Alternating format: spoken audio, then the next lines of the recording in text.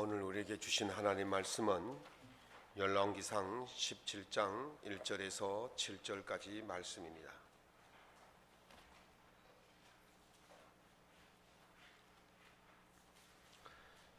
열왕기상 17장 1절에서 7절까지 말씀을 우리 함께 낭독하겠습니다. 제가 갖고 있는 구약성경 544면에 있습니다. 같이 묵상하겠습니다.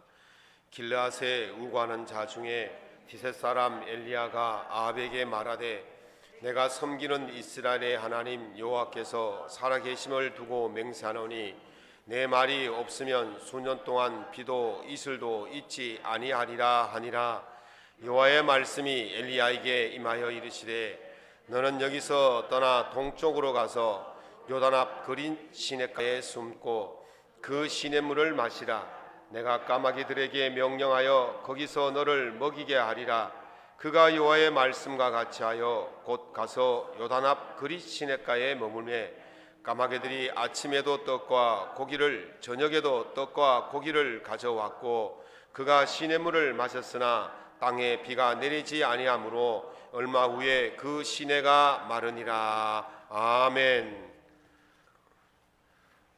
오늘 본문 말씀 가지고 믿음으로 난세를 극복하라 라는 제목으로 하나님의 은혜를 함께 나누고자 합니다. 여러분들 혹시 스파게티 쉽게 끓이는 법 아십니까? 스파게티 여자분들은 자주 해 보셨지만 남자분들은 잘 안 하셨는데 남자분들 쉽게 끓이는 법을 제가 가르쳐 주겠습니다.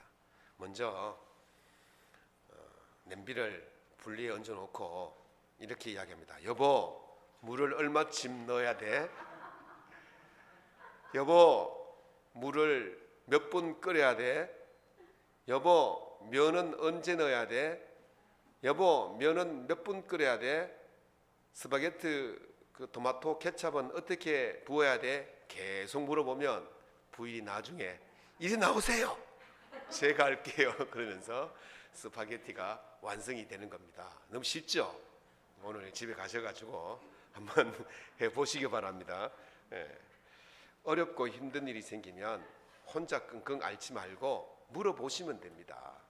제일 쉬운 게 물어보는 거예요. 물어보고 그러면 문제가 쉽게 해결됩니다.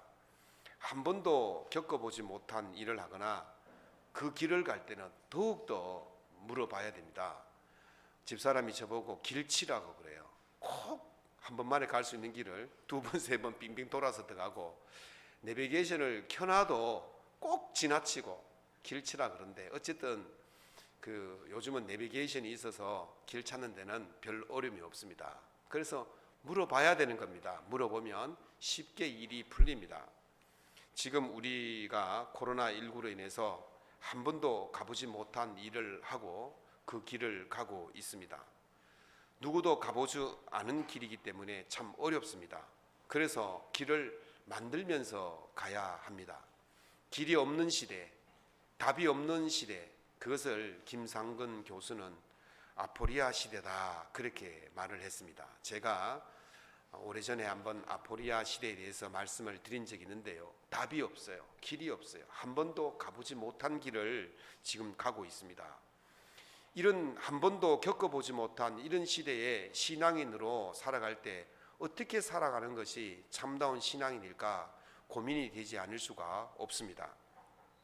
오늘 본문 말씀은 북이스라엘 제4왕조인 오므리 왕조의 두 번째 아합 왕의 이야기가 나옵니다. 성경은 그에 대해서 한마디로 이렇게 표현합니다. 열왕기상 17장 33절에 그는 그 이전에 이스라엘의 모든 왕보다 심히 이스라엘 하나님 여호와를 노하시게 하였더라. 이게 열왕기상 16장 33절의 말씀입니다.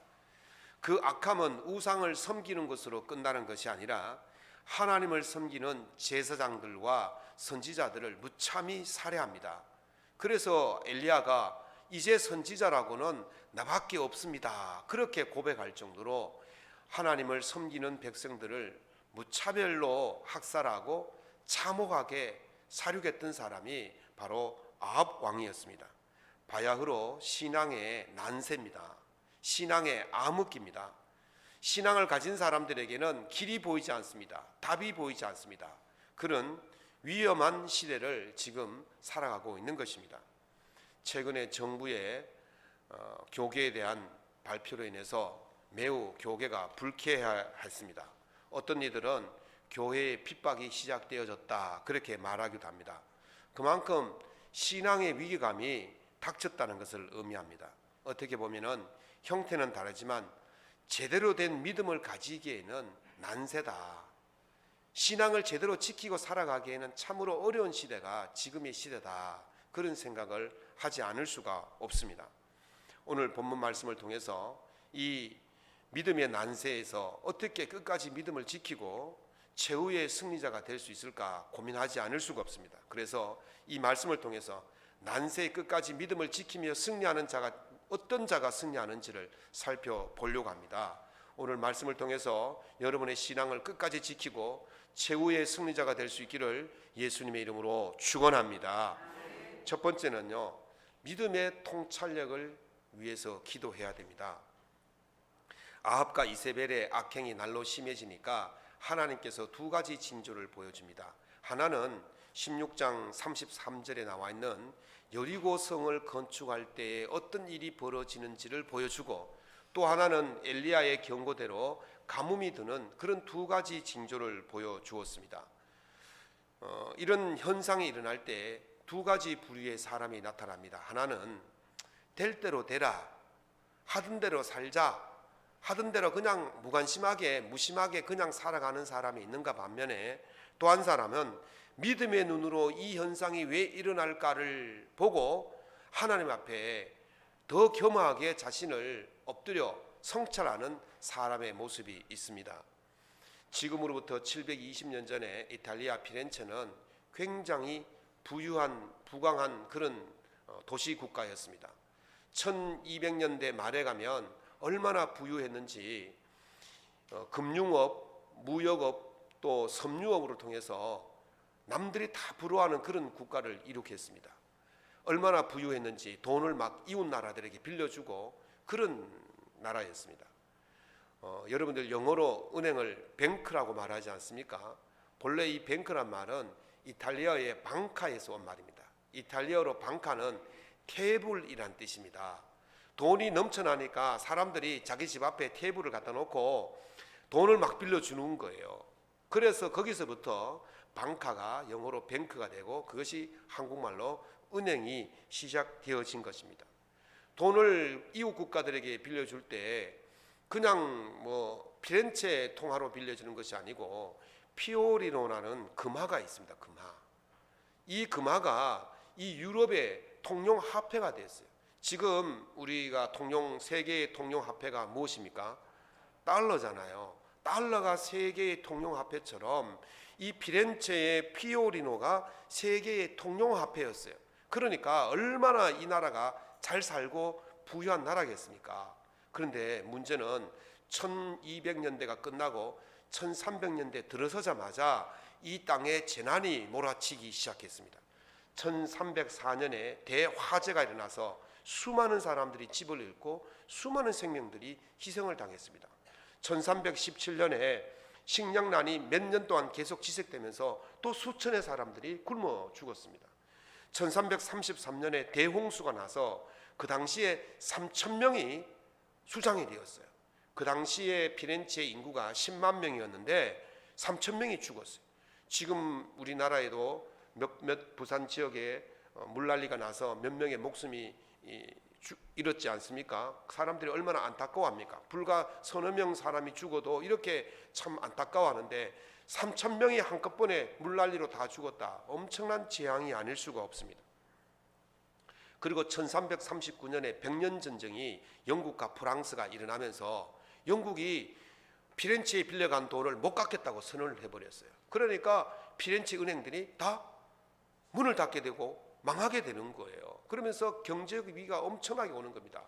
그것뿐이겠습니까? 1347년에 페스트, 흑사병이라는 것이 유럽을 강타하기 시작했습니다. 그래서 이 페스트에 의해서 피렌체 인구가 10만 명 중에서 60%가 죽임을 당했어요. 6만 명이 죽었어요. 놀라질 않아요. 지금 60%가 죽었어요. 지금 제가 잠깐 뉴스를 봤더니 며칠 전에 21날짜인가 보니까 이 코로나로 인해서 사망한 사람들이 전 세계적으로 60만 명 정도가 된다 그러더라고요. 우리나라만 해도 297명인가 죽었죠. 그분들이 이제 보통 이제 기저질환이 있는 분들 또 노약자분들이 많이 희생을 당했어요. 그래서 얼마나 안타까운지 몰라요. 전 세계에 만약에 60%의 사람이 죽었다 그러면 생각 한번 해보십시오. 여기에 계신 분들 중에 다음 주에 못 보실 분들이 60%나 된다고 생각해 보십시오. 그거는 얼마나 혼란스럽고 얼마나 힘들겠습니까? 그런데 1378년에 근로자 노동자들의 난이라고 할 수 있는 천피의 난이 또 일어납니다. 그래서 또 나라가 막 폭삭 망하게 되어지는 거죠.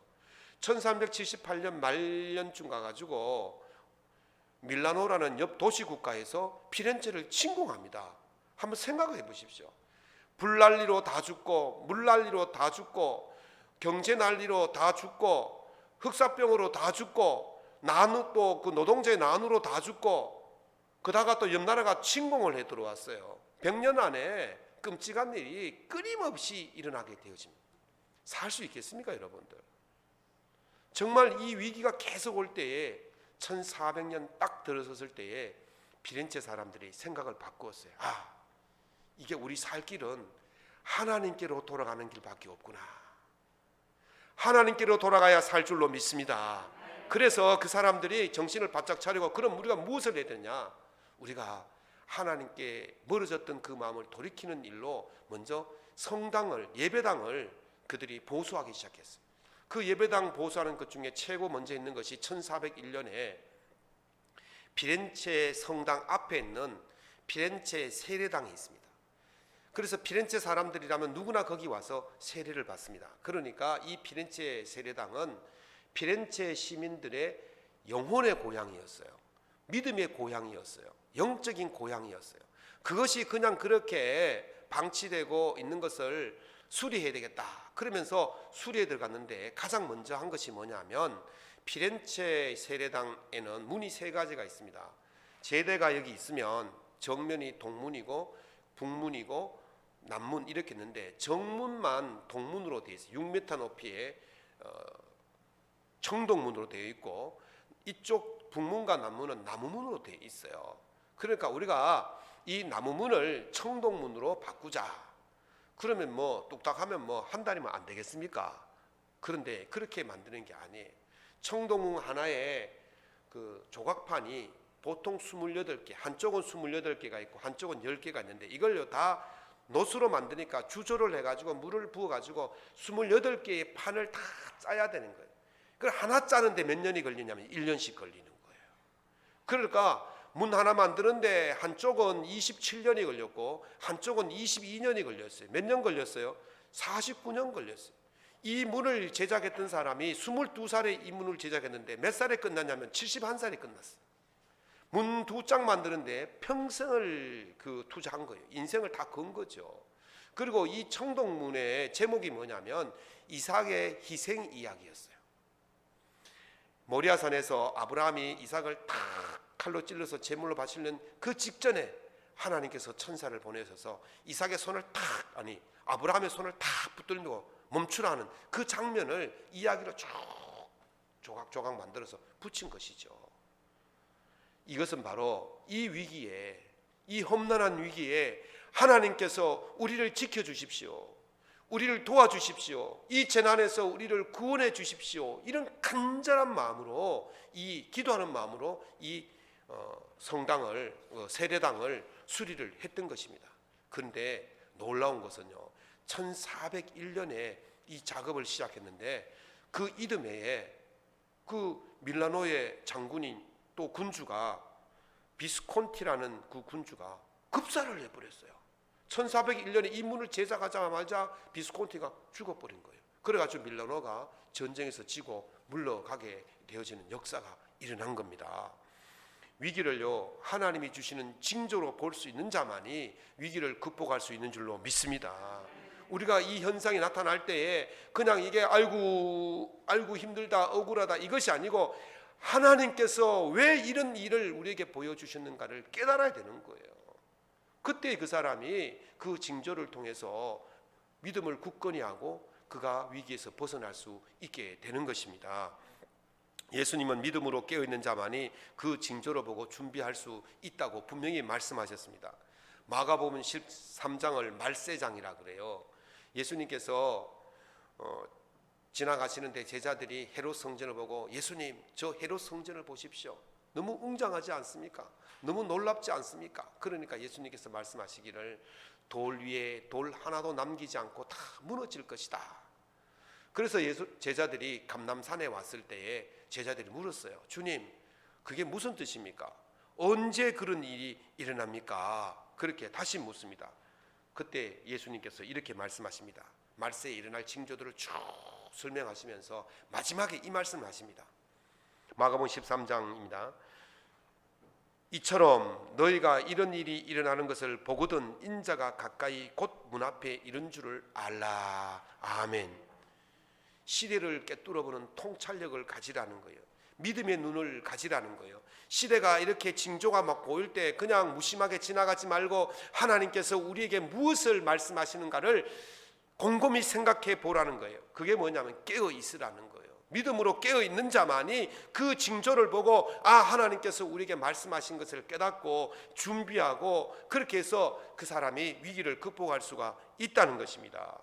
믿음의 눈을 가진 사람만이 볼 수 있고 믿음의 눈을 가진 사람이 보는 자만이 그것을 해결할 줄로 믿습니다. 그래서 우리가요, 삶의 모든 부분들을 그냥 무심하게 지나가지 말고 세상 사람들은 그냥 자연현상이다, 대통령이 잘못했다, 누가 어떻다 그렇게 말을 할 수도 있지만 우리는 그렇게 해서는 안 된다는 거죠.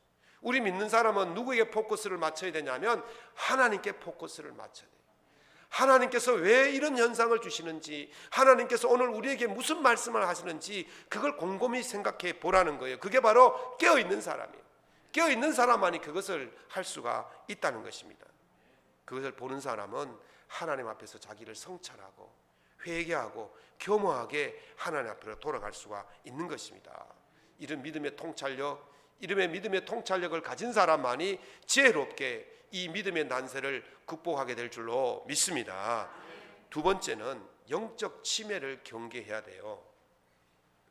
요즘 스마트폰 때문에 기억력이 많이 감소되고 있지 않습니까? 여러분 혹시 제 전화번호 휴대폰 안 찾고 바로 아십니까? 아시는 분? 예, 가족 외에는 몰라요. 가족 외에는. 저도 가끔 가다 깜빡깜빡 제 전화번호도 잊어버리는데 이걸 가지고 요즘 그 뭐라 그러죠? 이걸 가지고 요즘에는 디지털 치매라 그래요. 디지털 치매. 그래서 디지털 치매를 측정하는 법이 있는데 그 일본의 임상의학연구소가 이렇게 발표를 했어요. 잘 들어보시고 자기가 디지털 치매인지 안 치매인지 한번 살펴보시기 바랍니다. 첫 번째, 외우고 있는 전화번호가 내 번호밖에 없다. 외우고 있는 전화번호 내 번호밖에 없으면 이거 문제가 있는 거예요. 두 번째, 전날 먹었던 음식이 떠오르지가 않는다. 세 번째, 신용카드 결제하는 것 외에는 글 쓰는 일이 없다. 이렇게 하면 이게 치매가 급격히 온다는 거예요. 그래서 신용카드 결제할 때만 글 쓰지 마시고 심심하면 손으로 글씨를 쓰시기 바랍니다. 글을 쓰는 것이 손에 자극도 되고 뇌를 운동시키는 거거든요. 그래서 제가 일주일에 글을 굉장히 많이 쓰고 손으로도 쓰고 컴퓨터도 많이 쓰니까 저는 아마 치매가 안 올 것 같아. 그래서 많이 머리를 쓰셔야 돼요. 그래 노인정에 가면 노인 어르신들이 뭘 합니까? 고스톱 치는 게 이게 치매 예방에 좋은 거라 그래요. 그래서 고스톱을 돈을 벌려고 하는 게 아니고 치매 예방을 위해서 고스톱을 친다고 그러잖아요. 뇌를 많이 써야 돼요. 손을 많이 써야 돼요. 여러분들 오늘부터 가셔가지고 제 전화번호부터 좀 외우시기 바랍니다. 예, 그래야만이 이 치매 예방이 되는 거예요. 그래서 자꾸 훈련을 해야 돼요. 잊지 않도록 기억하도록 그렇게 훈련을 해야만이 치매를 예방할 수가 있다는 거예요. 북이스라엘이 이제 그 여로보암부터 그 앞에 아합 아버지가 누구냐면 오므리예요. 그러니까 오므리까지 60년의 세월이 지났습니다. 60년의 세월 동안 이들이 한 일이 뭐냐? 계속해서 하나님의 말씀을 무시하고 하나님 법을 따라가지 않고 다윗의 길을 가지 않고 여로보암의 길을 따라가고 그렇게 했다는 거죠. 하나님께서 왕을 세우실 때마다 그러지 말래, 그래야만 망한대, 그래야만 죽는데, 그래야만 끝난대, 계속해서 그렇게 말씀하셨지만은 왕이 되는 그 순간에 모든 것을 다 잃어버렸다는 거죠. 영적인 치매가 왔는 거예요. 영적인 치매. 영적인 치매가 안 걸리려면 우리가 하나님 말씀을 끊임없이 묵상하고 암기하고 기억해야 될 줄로 믿습니다. 저는 참 부러운 게요, 우리 작년에 돌아가신 우리 문원분 권사님, 아유 연세가 90인데 성경을 얼마나 달달달 외우시고 찬송가를 1절에서 4절까지 한 몇백 편을 그냥 찬송을 부르시고 그러시더라고요. 그러니까 90이 넘으신데도 치매 없이 깨끗하게 돌아가신 거예요. 여러분들 오늘부터 집에 돌아가셔가지고 두 가지를 하십시오. 찬송가를 외우자. 따라해 봅시다. 찬송가를 외우자. 성경 말씀을 외우자.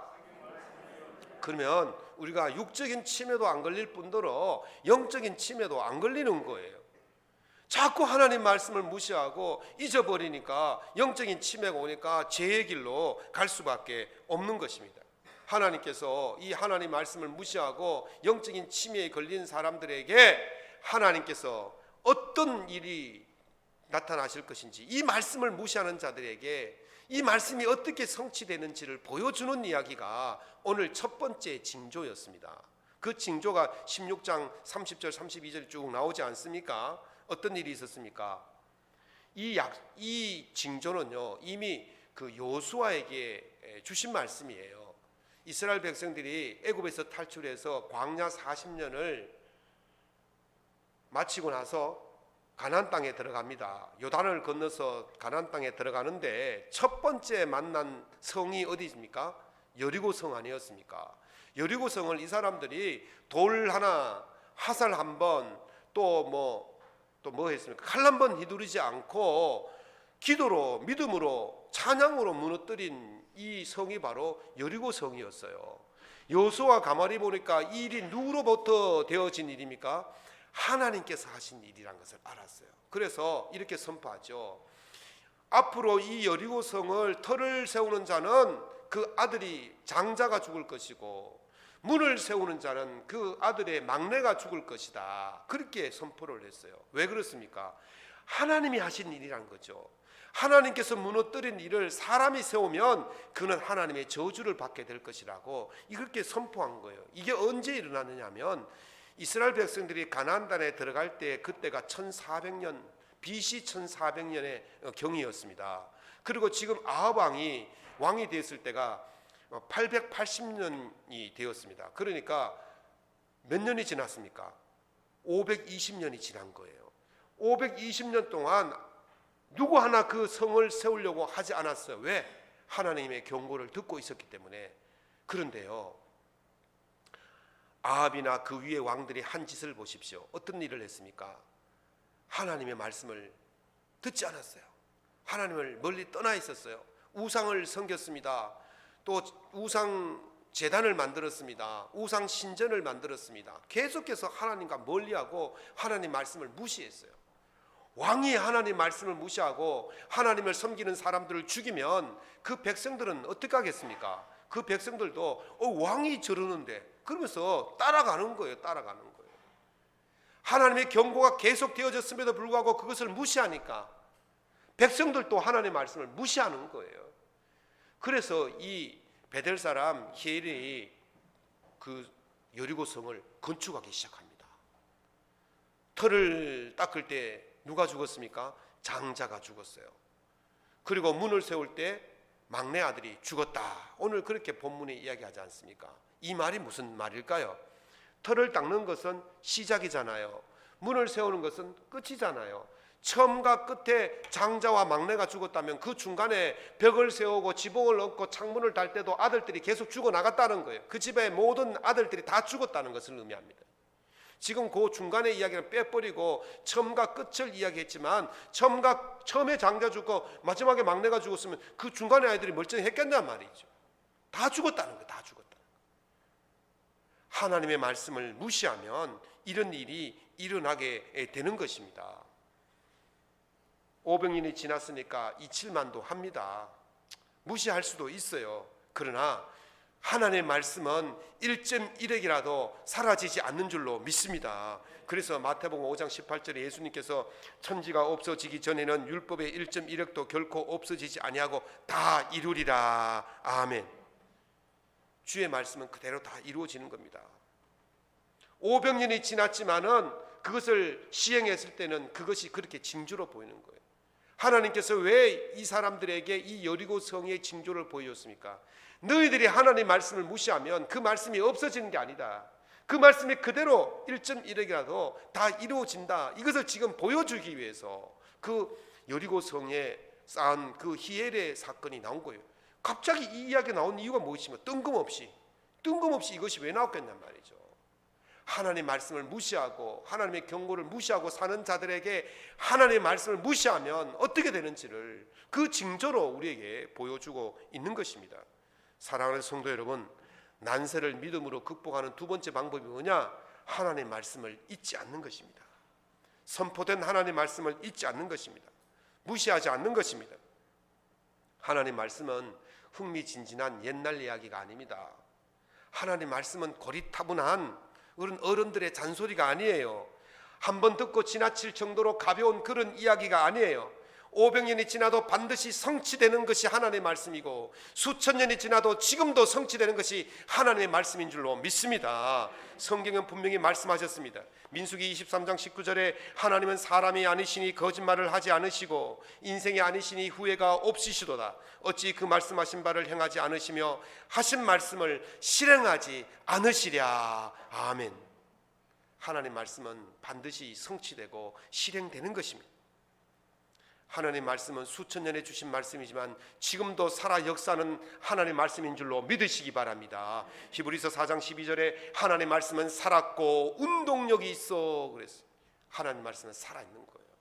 살아있기 때문에 살아서 역사를 하시는 겁니다. 여러분 삶 속에 역사하시는 거예요. 그 말씀을 무시하면 무시하는 대로 하나님의 말씀이 역사되어지고 그 말씀을 믿고 따라가면 그 말씀을 믿는 대로 하나님의 역사가 일어나게 될 줄로 믿습니다. 그래서 선포되어진 하나님의 말씀을 결단코 무시해서는 안 되는 것입니다. 그것이 내 삶에, 내 가정에, 내 생업에 그대로 이루어질 것인지 믿고 나아가는 자들이 그 말씀대로 복을 누리게 될 줄로 믿습니다. 그래서 이 시대의 난세에 살아남는 길은 단 한 가지밖에 없습니다. 하나님의 말씀으로 돌아가는 길이, 하나님 말씀을 붙드는 길이, 영적인 치매가 걸리지 않도록 하나님 말씀을 외우고 암송하고 기억하고 그 말씀대로 살아보는 것입니다. 그것이 바로 이 난세에 살아남는 길인 줄로 믿습니다.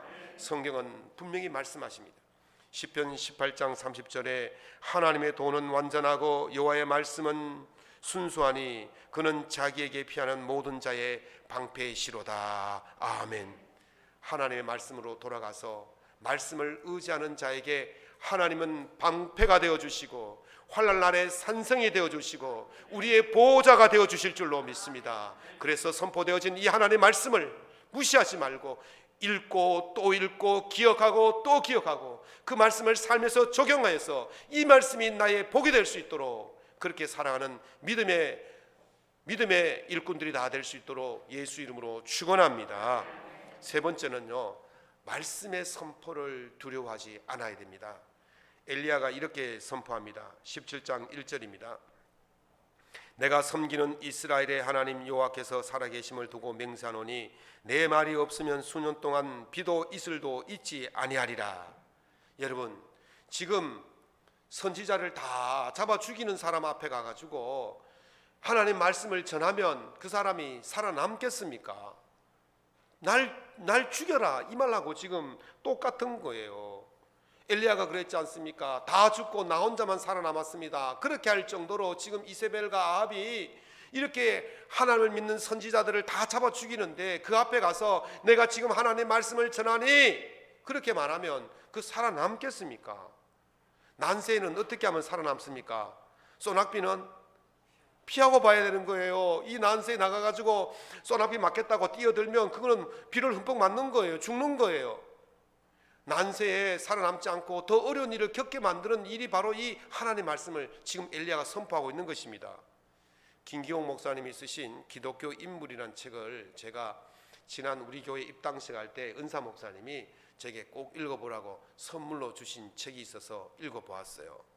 그 책에는요, 믿음의 선배들이 어떻게 믿음을 지켰으며 고난 속에서도 어떻게 믿음을 잃지 않았으며 어떻게 믿음을 지키기 위해서 말씀을 선포했으며 이런 이야기들이 쭉 적어 놓았어요.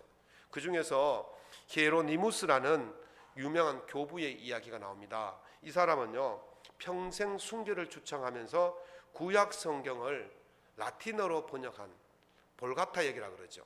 볼가타 역본을 만든 완성한 사람이 바로 히에로니무스인데, 그래서 이 사람을 라틴어 성경의 아버지다 그렇게 불릴 정도로 교부입니다. 위대한 교부인데, 이 사람이 이런 말을 했어요.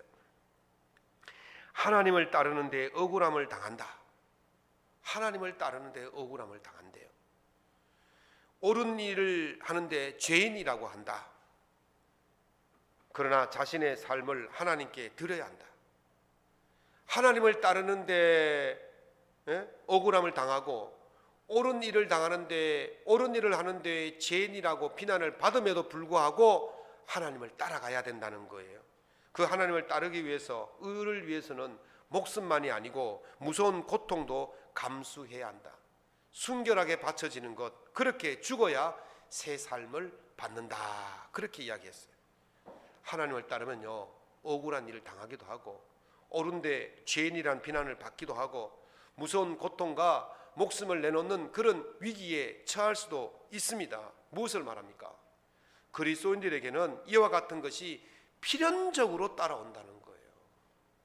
하나님을 믿는 그리스도인들에게, 예수를 믿는 그리스도인들에게 고난과 고통은 필연적으로 따라온다는 거예요.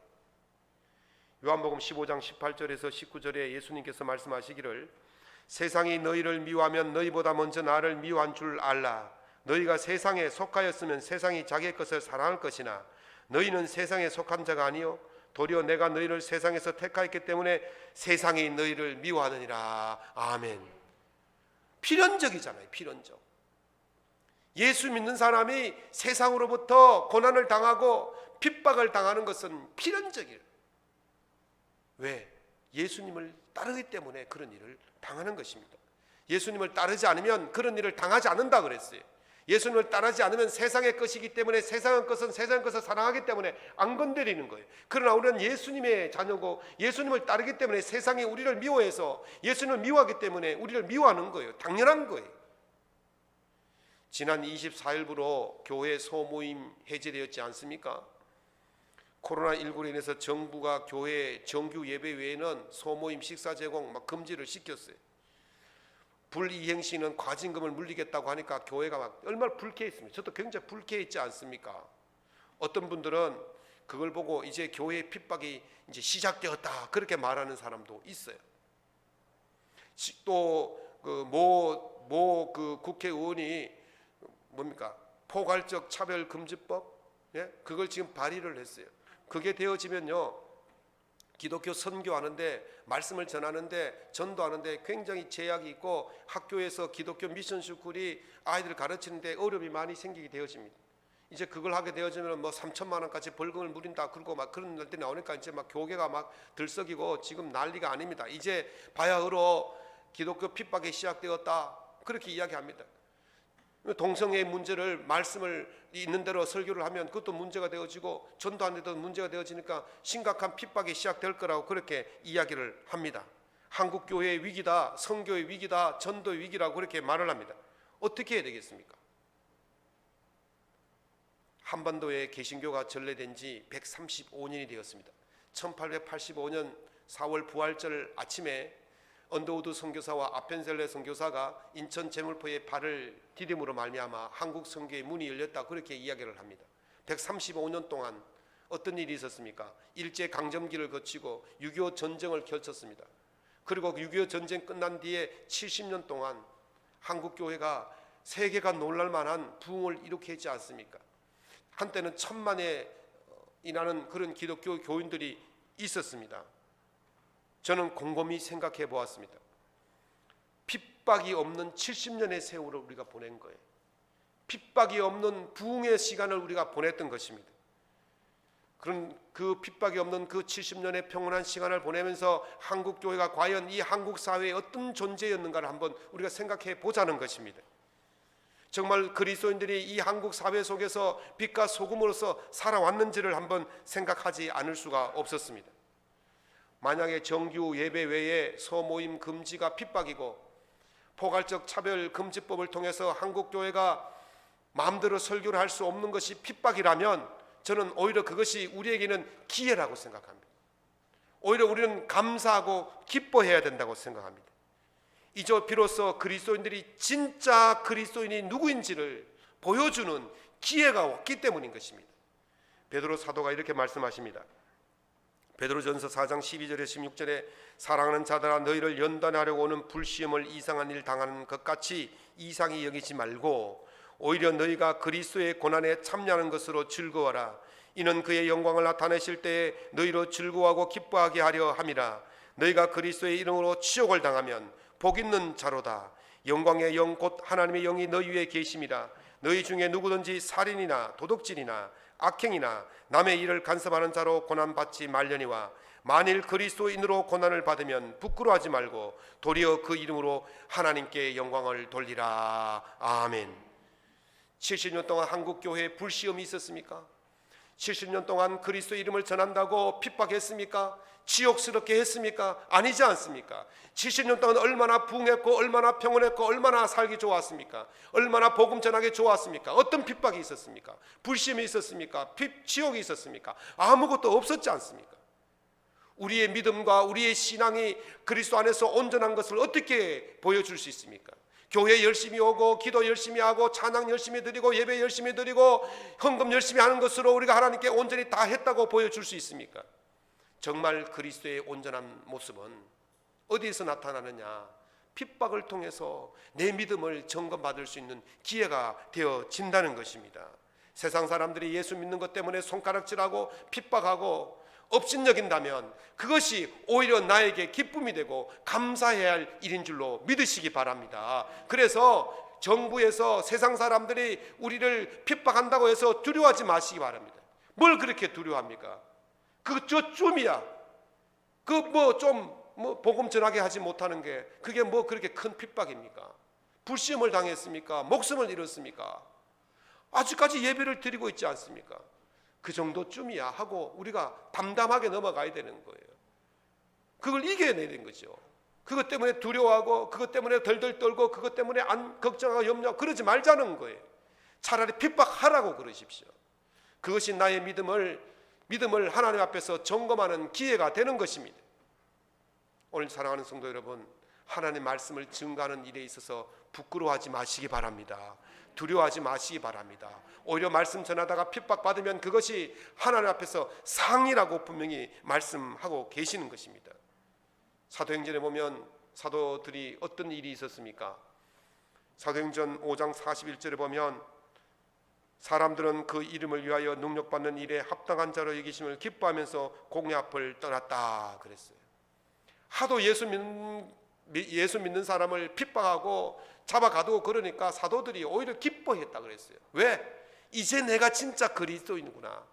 핍박받는 것을 통해서 내가 진짜 그리스도인 것을 드러낸다는 거예요. 두 번째는 이제 내가 하나님께 복을 받는구나, 상을 받는구나. 그것을 기회가 왔다는 거예요.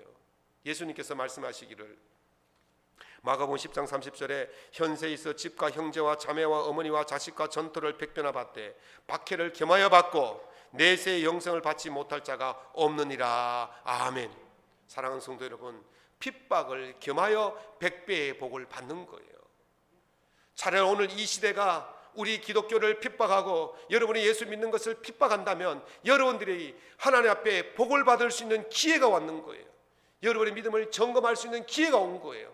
이게 기뻐하고 감사해야 될 일인 줄로 믿습니다. 마태복음 5장 10절에 말씀하시기를 의를 위하여 박해를 받는 자는 복이 있나니 천국이 저희 것임이라. 아멘. 하나님, 이 일을 통해서 내가 하나님 앞에서 나의 신앙을 점검해 볼 수 있는 기회를 주심을 감사합니다.